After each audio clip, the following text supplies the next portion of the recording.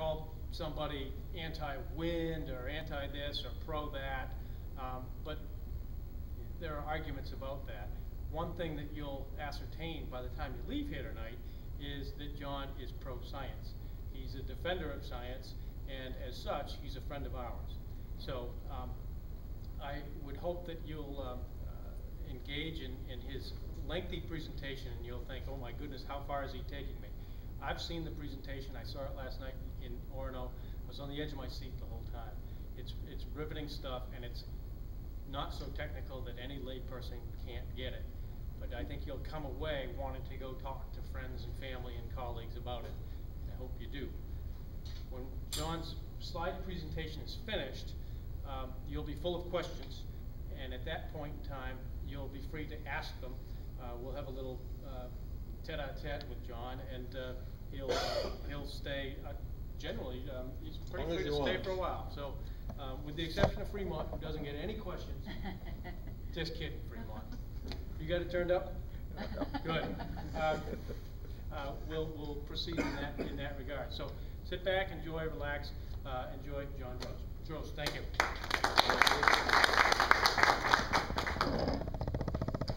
Thank you. Everybody hear me okay? My wife didn't acknowledge it. Everybody hear me okay? Yeah. Good evening. Thank you for inviting me to come to talk about our energy future. President Obama has rightfully stated that energy is one of the 3 top issues facing our country. And it's a very important matter for Maine as well. I appreciate you taking the time and being open to learning more about some technical, economic, and environmental aspects of this matter. I've been working on energy and other environmental issues for quite a few years now, and literally dialogue with thousands of people. In doing so, I'm continually reminded about the often unpredictable nature of communication. For example, I typically get well over 100 emails a day just on energy-related matters, and I try to answer every one. But I do have a life otherwise, believe it or not, so the only way this is possible is to be brief and to the point. Out of necessity, I've adopted numerous popular abbreviations like IMO, in my opinion. Recently, I was sent some information by a friend, an acquaintance, and I politely responded with a TY for thank you. Shortly thereafter, I received an email back from this technically challenged senior citizen saying, "Up yours, too." So how did this communication snafu happen? Grandma obviously didn't know what TY meant, and since she knew that I had a good sense of humor, she just assumed that I was tweaking her some way. Now, she could have Googled the TY acronym and quickly found the answer, but it was easier to just assume. Interestingly, when you do check it out, TY has other secondary meanings like teach yourself. There's a major connection with all this in our topic tonight. We now hear and read about energy issues on a daily basis. Unfortunately, though, the overwhelming majority of citizens just assume that they have a reasonable understanding of energy, or they assume that our energy policies are based on real science, or they assume that their representatives are acting responsibly. Whatever their assumptions are, most don't bother to do any real investigation. Hopefully, you are here tonight as you're willing to question some of these assumptions. I can tell you, though, if you don't check this stuff out, it will be up yours. It's a credit to the state that there are local people interested enough to sponsor a forum where citizens have the opportunity to hear different points of view on energy matters. I want to thank those involved for their assistance in setting this all up. I don't know all the behind-the-scenes workers at Friends of Maine Mountains, but Susan Davis, Karen Pease, Kathy Matson, et cetera, as well as your MC here, were invaluable. I also want to thank Nancy and Penny Gray, who are the owners of the wonderful Harrisburg Inn in Freeport, who have provided my wife and I with superior accommodations, and much more. We'd highly recommend staying at this inn.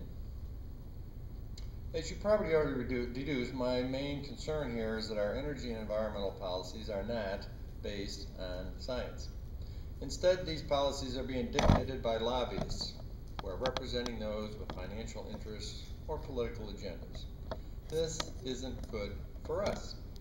To counter this, citizens need to get educated and then do some critical thinking. Unfortunately, critical thinking has become somewhat of a lost art. And that, in my opinion, has led to serious consequences to our society as a whole.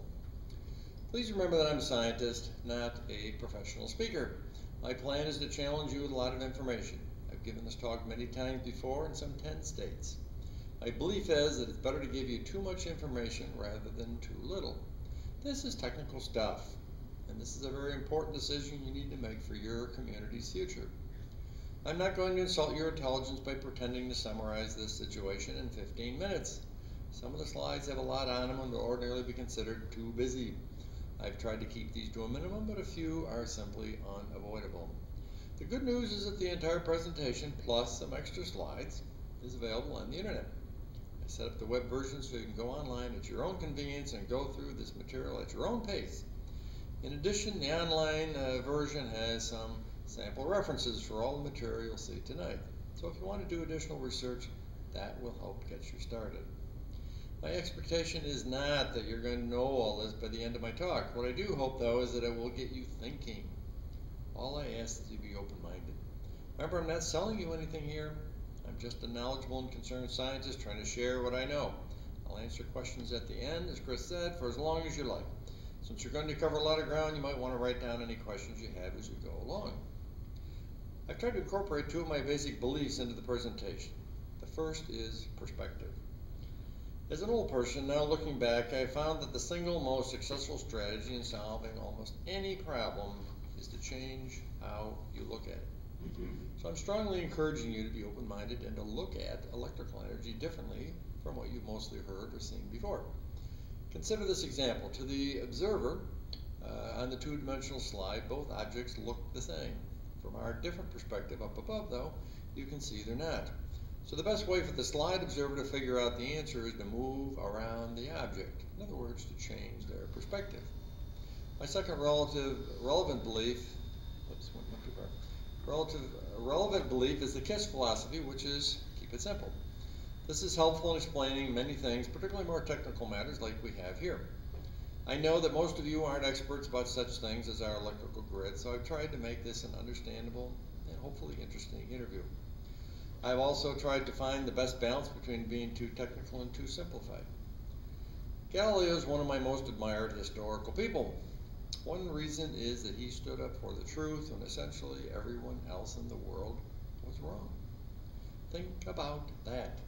How would you like to take a very public position that was contrary to what everyone else in the world believed? His famous saying here is a key part of my presentation theme. So what is critical thinking? Well, it's a thorough, open-minded, logical effort to examine a claim in the light of all applicable evidence. The fact is that nothing of real value comes easily, and that includes using your head.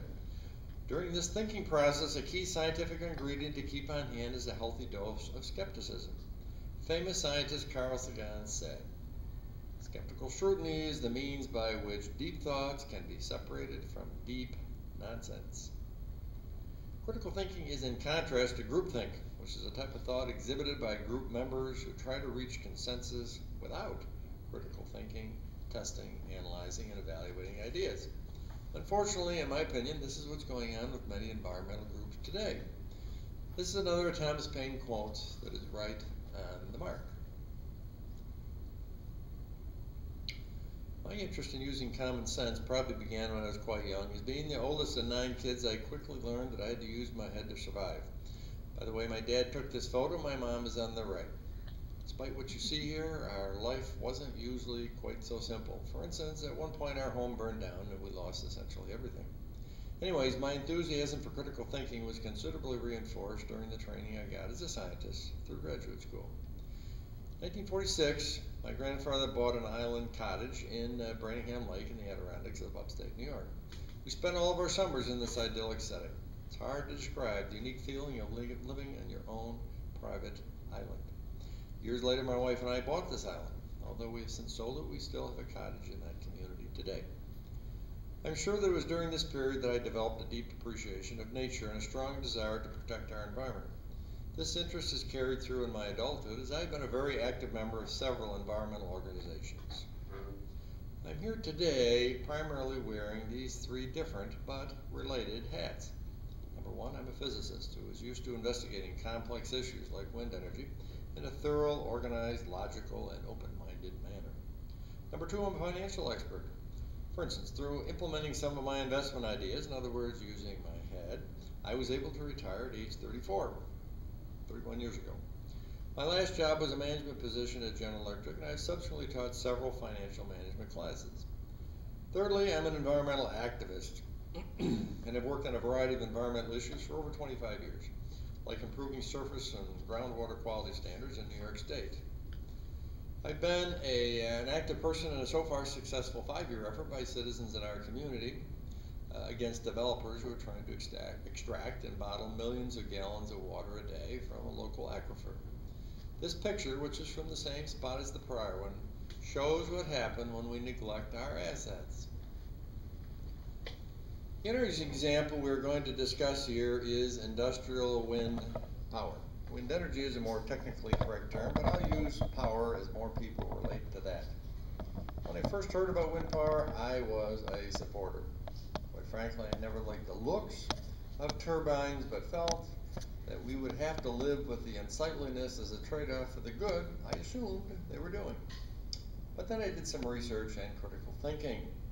My conclusion now, as a scientist, economist, and environmentalist, is that I'm strongly opposed to industrial wind power. And no, there are no wind power developments proposed for my community, so this is not a NIMBY matter for me. I'm here today as a citizen concerned about the best interest of our country and your state, which should be based on making science-based decisions, not promoting political agendas.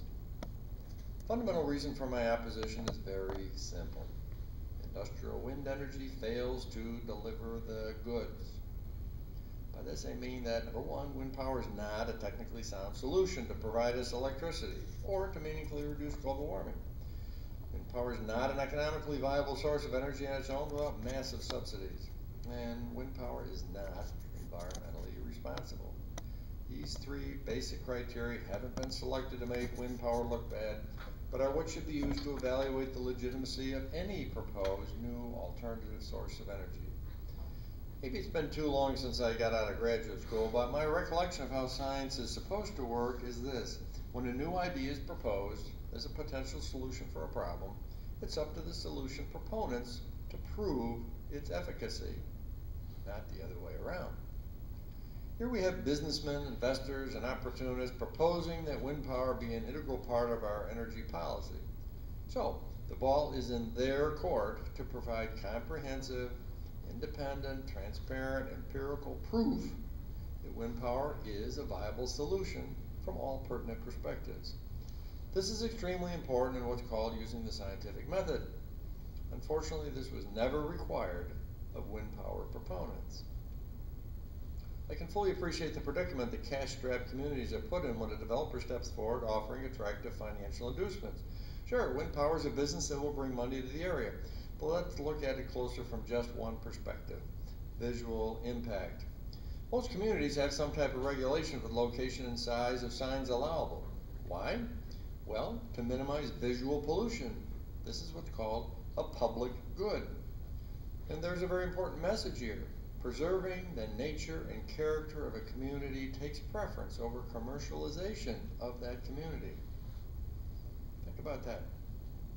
Preserving the nature and character of a community takes preference over commercialization of that community. Well, let's say a big foreign company comes to town and says, we have a great new business opportunity for you people.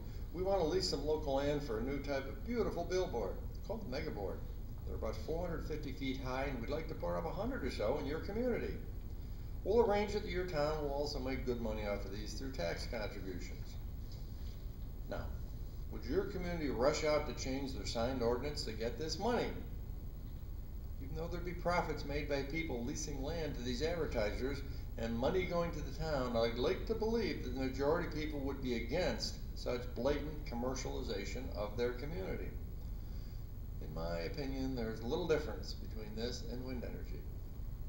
Yes, I confess I do have some biases here. For one thing, I don't believe that everything's for sale. Some things represent fundamental parts of our quality of life and should not be sold at any price. For another thing, I believe in shared values, and that what one